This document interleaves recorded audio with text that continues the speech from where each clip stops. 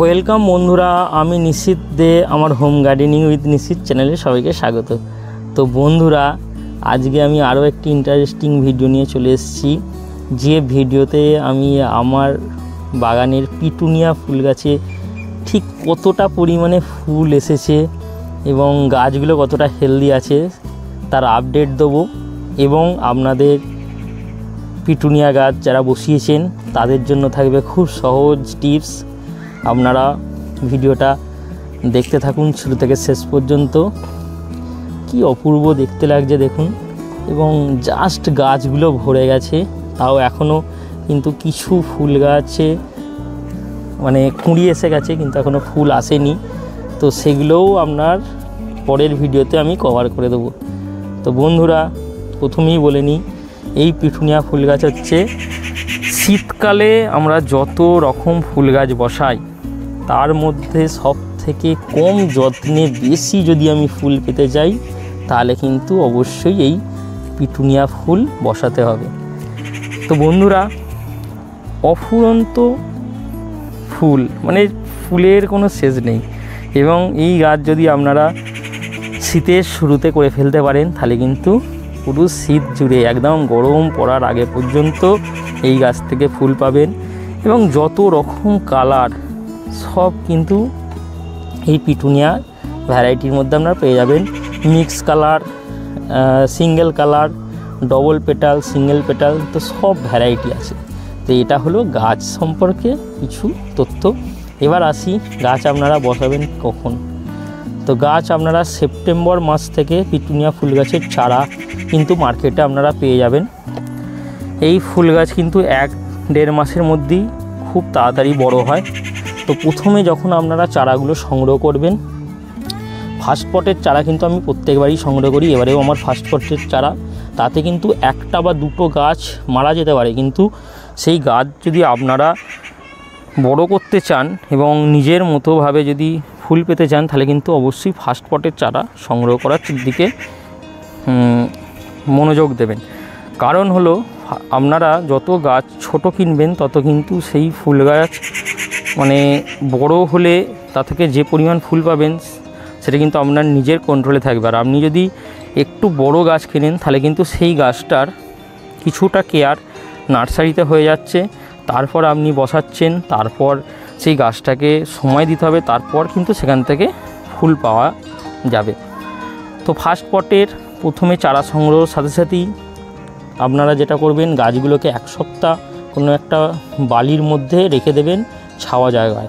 তো আপনারা একটা বনসাইয়ের পট বা কোনো ট্রের মধ্যে বালি দেবেন, বালি দিয়ে সেখানে গাছগুলোকে একটা একটা করে বসিয়ে দেবেন এবং বালির মধ্যে জল দেবেন। গাছেতে স্প্রে করবেন না জল, গাছের গোড়ায় জল দেবেন না, বালিতে জল দেবেন। সেই বালির জল থেকে কিন্তু গাছগুলো আস্তে আস্তে বড় হবে। এই হলো ইনিশিয়াল স্টেজ।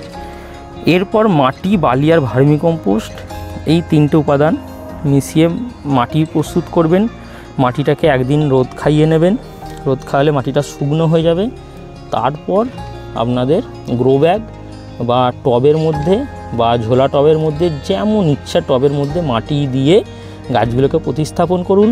প্রতিস্থাপন করার পর গাছগুলোকে 1 সপ্তাহ ছাওয়া জায়গায় রাখবেন। গাছটা একটু ধরে যাবে, তখন জল কম দেবেন, কারণ গাছটা ছোট, টবটা বড়, তো জল কম লাগবে।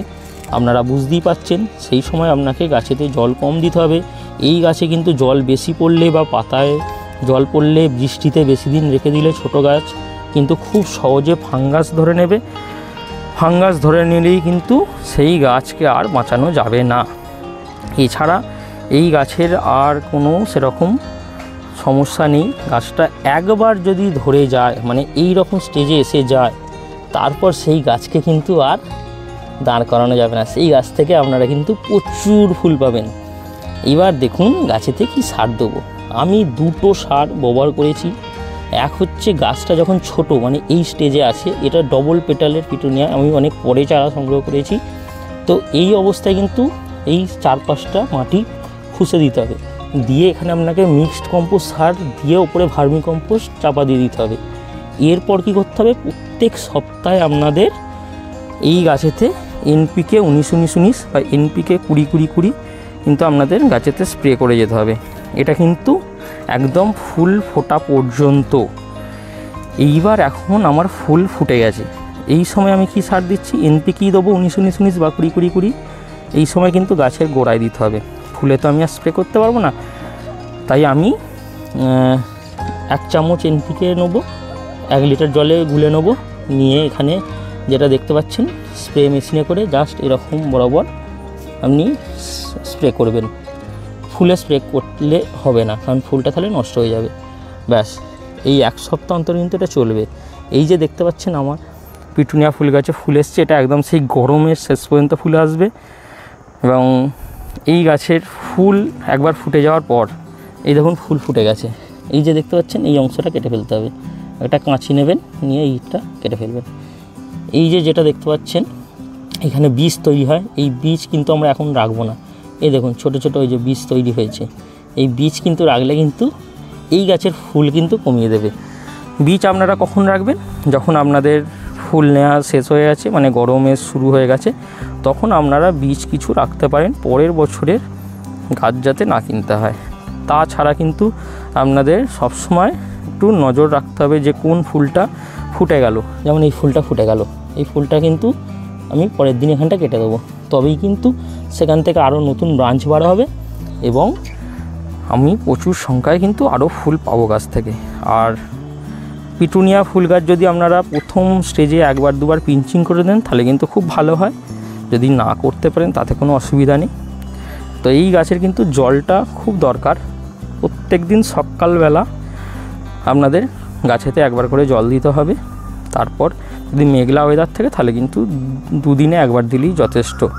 এবার যেটা করতে হবে সেটা হচ্ছে এই ফুল গাছ কিন্তু খুব ফাঙ্গাসের মানে একটা উপদ্রব দেখা যায় গাছেতে।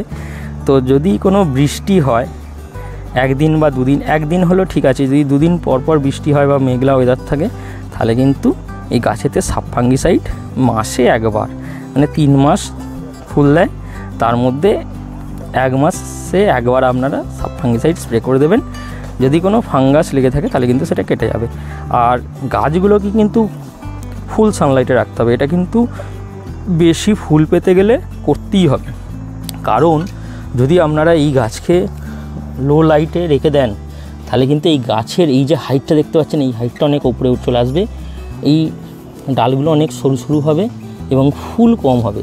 গাছটা দেখে মনে হবে বড় হবে, গাছটা কিন্তু উপর দিকে বেড়ে যাবে, গাছে কিন্তু ফুল কম পাবেন। এই দেখুন আমার এই যে গাছ দেখতে পাচ্ছেন মাটির সাথে জাস্ট বড় হচ্ছে, মানে মাটির এই সাইডে বড় হবে, কখনো গাছ উপরে বড় হবে না। উপরে বড় হওয়া মানেই সেই গাছেতে সূর্যের আলো কম পাচ্ছে, এটা কিন্তু ধরে নিতে হবে।